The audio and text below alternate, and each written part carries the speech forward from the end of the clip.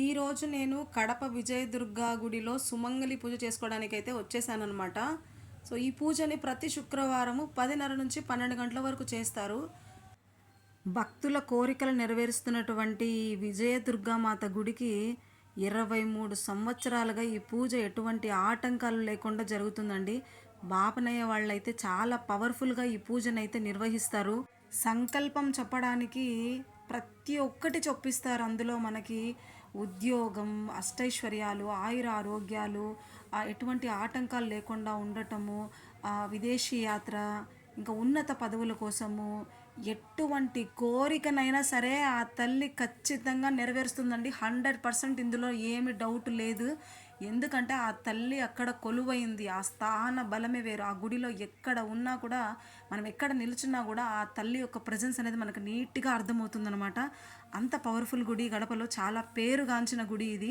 పెద్ద పెద్ద సినీ యాక్టర్లు కూడా ఈ గుడికి వస్తూ పోతూ ఉంటారండి. సో మనము ఈ పూజకి ఎట్లా అంటే 100 రూపీస్ టోకన్ ఉంటుంది. ఆ టోకన్ తీసుకుంటే మనకు అమ్మవారి ఐడోల్ ఇస్తారు, పసుపు కుంకుమ అక్షింతలు అనేది ఇస్తారనమాట.